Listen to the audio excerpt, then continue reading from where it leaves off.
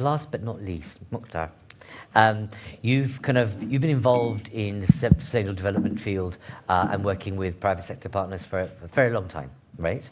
And there's this kind of holy grail of we need the private sector, but people say they need the right conditions, they need stability, they need predictability to invest, etc., and so forth.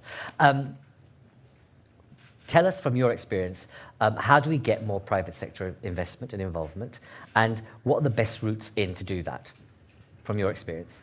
Fantastic. Thank you very much, first of all, for having me here. So the Brussels Africa Hub, so the word Brussels doesn't mean the capital of Belgium, it means actually the European Union. Whenever we talk about Brussels, we mean Europe as a whole, and Africa as a continent, and hub means we are anchored here in Brussels. So I come from the banking industry, that's my background, and actually the founding members of the Brussels Africa Hub are all from the banking industry except one, which is Mouctar Bah. She's somewhere here as well. She's guiding us through the different European institutions, that's her expertise. Now, we are talking about aid here, from moving to aid to our investment. You know, when you talk about aid, actually, we are talking about taxpayers' money. And taxpayers' money is something very touchy, because I belong to those people who strongly believe taxpayers' money need to be allocated efficiently. Very fundamental. So that's why, giving the example of the South Korea as an example has already been given, but I think in my own, let's say, understanding, one of the most successful let's say, development aid, if you can call it like that, is the Marshall Plan after the Second World War, Indeed. Which took place here in Europe. And actually, the Marshall Plan was an investment, a huge investment in the sense of it created a market for the US private sector. Even today, I think a few months ago, the president of ECB, Christine Lagarde, she kind of came up with a figure which is kind of still astonishing. So, many, many years after the Second World War, the benefits of that investment of the Marshall Plan is still visible. Why? We who are active in the banking and the finance industry, we are allocating on a yearly basis at least 400 billion euros to the US market.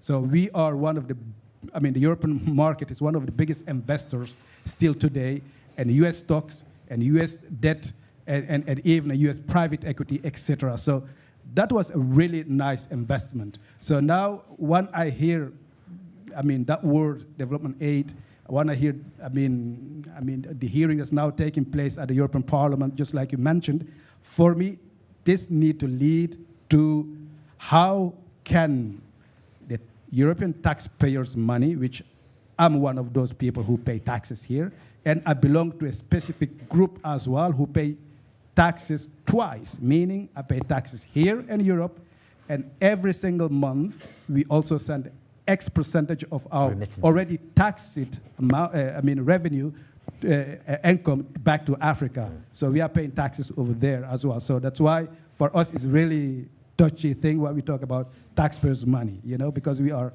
heavily impacted. So that's why we rather prefer to talk about investment. So why? Because investment, we will generate return, and return allow us to reinvest again. So the mechanism that should take place, and our point of view from the Brussels Africa Hub, yes, of course, is to make sure that can we leverage the existing tools that already been put in place. And again, don't misunderstand me, here in Europe, the European Union, they put in place the right frameworks which would allow European private investors and institutional investors to leverage those vehicles to invest in the African continent or other places around the world, which we are already doing so, because for the listed market, we are using what is known UCIT. I know for some of you, it's really, I don't use the word Chinese, but anyway, I like to use it anyway. So it's a Chinese language. And since this year, the beginning of this year, to be more precise, since January 4, a new vehicle has been brought alive by the European Commission. It's called the LTIF 2.0. It's the European Long-Term Investment Fund, which allow actually retail investors and institutional investors to co-invest together in project and places like Africa. Why? Because Africa, we don't have a stock exchange, so we have a huge potential private market, and those vehicles would allow to access those markets. But on the conditionality, again, that we do have the few taxpayers' money that's currently, if I understand well, because I heard budgets getting left and right, that's still available, are efficiently allocated to help those who are based here in Europe to find their way on the African continent, just like the Marshall Plan did for the American market. And the benefits is definitely still today visible. This is refreshing. But for example, the chap next to you, Luke, how often do you talk to him about this kind of stuff? Because he's got the private sector coming into the area. We know that the two reports, Letta and Draghi, perhaps they missed the point on development, and also they missed the point on how Africa and Asia have the opportunity to create a wing path for economic growth and development for Europe also. Absolutely, when you think about the opportunities that Africa represents for itself, but also as a neighbor in terms of anything to do with renewable energy, green energy, agriculture, everything you can think of. There's an opportunity for mutuality of investment from the private sector, banking sector, but also partnered with public money. I mean, are people getting it? That's the thing, it's quite interesting, because if you look at today, let's say the critical sectors, when we talk about, let's say, the automotive industry, which is one of the backbone of the European economy, or we look at to the semiconductors business value chain. So all this stuff, actually, you cannot, let me put it like this, green transition or Green Deal without the African continent is kind of a pipe dream, if I can put it in that sentence. So that's bold. Yeah, great. I mean, and the investment potential it tells you everything, actually. When you are aware of the necessity of transforming the global economy, which everyone hope it will be the case, then investment opportunity is huge. Now the question is how to unlock it. And I think all the tools are here. Yeah. You just need to sit around the table and have a grown-up conversation. Indeed, but there is, there's not.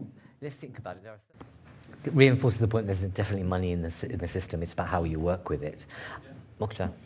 Actually, it's quite interesting what you said here. Those asset management industry and how large it is and how hungry they are toward a good project. But anyway, so those conditionalities, to come back on Papsar said. Because I was personally involved in raising that 1.1 billion US dollar back then in 2016, which was one of the most successful ones. But again, to come back on a Marshall Plan, the Marshall Plan that I mentioned earlier here, I don't know how many of you know the OECD. The OECD is an offshoot of the Marshall Plan. And if you want to access capital market at a very, very cheap price, make sure you are a member of that club. Which Senegal was a member of that club, so they ended up kind of being very close to double digit and paying. So the whole that conditionality, so the Marshall Plan became a process, it became successful, and that it ended up creating institutions. So allow the same process also to take place on the African continent. Excellent, point well made, thank you. Jean. Thank you. Two comments on the conditionality.